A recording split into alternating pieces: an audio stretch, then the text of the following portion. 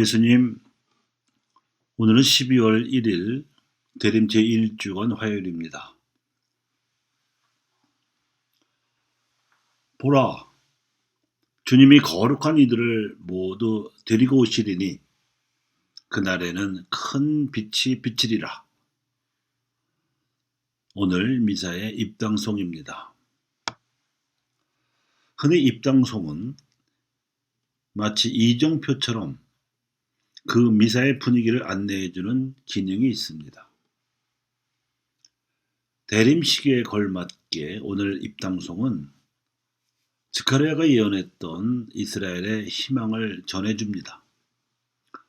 과연 이사야 예언자는 메시아의 오심을 내다보면서 그날에는 지혜와 슬기의 영, 경륜과 용맹의 영, 지식의 영과 주님을 경외하는 마음이 내려서 힘없는 이들을 정의로 재판하고 이 땅에 가련한 이들을 정당하게 심판하리라고 예언하였습니다. 이는 마치 늑대가 새끼 양과 함께 살고 표범이 새끼 염소와 함께 지내는 역전된 현실의 이상향이 펼쳐지리라는 것이었습니다. 그리하여 이 시대에 정의와 평화가 꽃피기를 희망함이 메시아 대망 신앙의 현 주소였습니다. 실제로 예수님과 함께 하나님 나라의 복음을 선포했던 제자들은 이 희망을 자신들의 눈으로 볼 수 있었기에 행복하다는 선언까지 들을 수 있었습니다. 이 당시 제자들은 예수님으로부터 파견되었다가 귀환한 직후였습니다.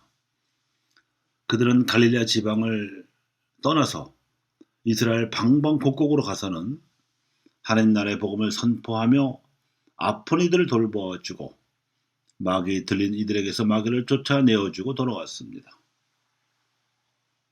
그런데 그들을 두고 예수님께서는 성령 안에서 즐거워하시며 이렇게 기도하셨습니다. 하느님 아버지, 지혜롭다는 자들과 슬기롭다는 자들에게는 이 희망을 감추시고 철부지들에게는 드러내 보이시니 아버지께 감사를 드립니다. 그렇습니다, 아버지. 아버지의 선하신 뜻이 이렇게 이루어졌습니다. 이렇게 기도를 바치신 예수님의 해석은 이러했습니다. 그 당시 이스라엘 사회에서 지혜롭다는 자들과 슬기롭다는 자들이란 바리사이들과 사두가이들이었습니다. 그런데 그들에게는 복음 선포가 실패한 것입니다. 왜냐하면 그들이 거부했기 때문이지요. 그들에게선 실패했지만 복음 선포가 성공한 사람들은 오히려 아프고 고통받던 이들에게서였습니다. 그 가난한 이들은 자신들의 신체적 아픔과 정신적 고통을 덜어주고 위로해주는 제자들이 고마울 수밖에 없었을 것이고, 따라서 철부지 어린이들이 부모의 사랑을 받아들이듯이 하나님 나라의 복음을 받아들였습니다. 그리하여 가난한 이들이 복음의 수혜자로서 지닌 특권적 지위라는 하나님의 계시가 명백히 드러나게 되었습니다. 이로써 이사야와 스가랴 같은 예언자들이 메시아의 오심을 예고하며 기다렸던 희망이 실현될 수 있었던 것입니다. 오늘날에도 우리 교회와 그리스도인들이 메시아 백성으로서 이 희망을 살려내는 일은 여전히 절실하게 소망스럽고 필요한 일입니다. 올해 새로이 시작된 전례력의 새해부터 한국천주교회는 새로운 신년을 선포했습니다. 오는 2021년에 한국 최초의 사제이신 김대건 안드레아 신부님이 탄생하신 지 200주년이 되기 때문입니다. 이 신년 동안에 각 교구마다 지정된 순교 사적지를 순례하고 정해진 지향대로 기도한 신자들에게는 잠벌이 면제되는 전대사를 받도록 배려했습니다.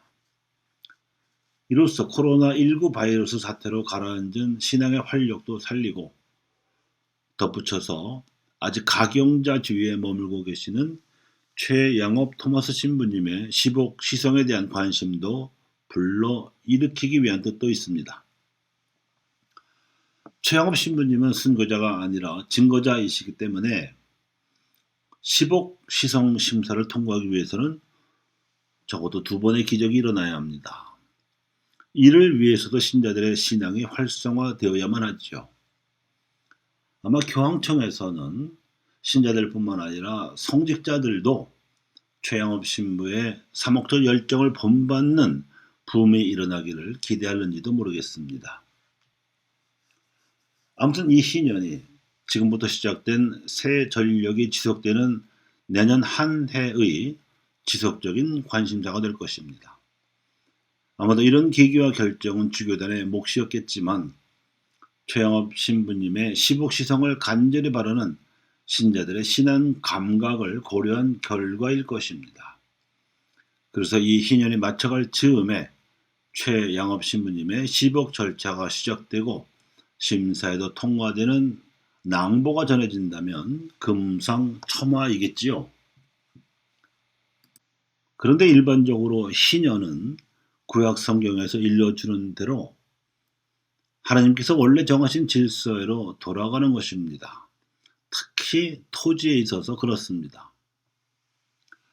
한국 사회는 토지, 즉 부동산의 불균등한 분배 문제가 심각한 상태여서 토지 공개념의 도입이 시급한 실정임을 감안하면 김대건 신부 탄생 200주년을 기념하는 희년의 끝자락에 가서는 성경적인 희년 개념에 따라서 한국 사회의 토지 소유와 분배 실태에 대해서도 한국 가톨릭 교회가 관심을 갖게 된다면 참으로 바람직하리라고 생각합니다.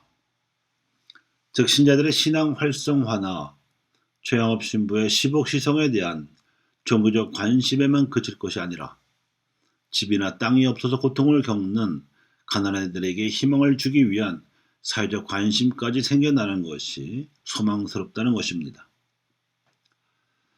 사실 예수님께서 가르치신 기도 방식에 의하면 우리가 참으로 바라는 기도 지향이 있어도 그 지향을 앞세우기보다는 먼저 하나님께서 의롭게 여기시는 것을 구하면 우리가 바라는 것들은 덤으로 얻어지리라고 그분은 가르치셨고 우리는 그 가르침을 믿어야 합니다.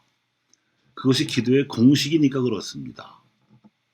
그런데 이제 막 시작된 희년에서 이 2가지 지향을 어떻게 접목을 시켜가야 할지는 알 수 없지만 구약 성경의 희년 사상이나 복음의 기도 가르침에 따르면 이러한 것들이 더 덧붙여지면 좋으리라고 생각합니다.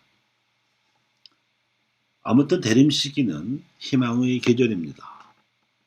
우리가 하느님께 바라는 희망을 말씀드리고 또 우리가 할 수 있는 바의 노력을 기울이면서 그 성과를 봉헌할 때 이사야 예언자가 내다본 바 늑대가 새끼양과 함께 살고 표범이 새끼염소와 함께 지내는 역전된 현실의 이상향이 펼쳐지지 말라는 법도 없습니다. 그날이 오면 우리가 보는 것을 보는 눈도 행복하다는 예수님 말씀이 실현될 것입니다. 감사합니다.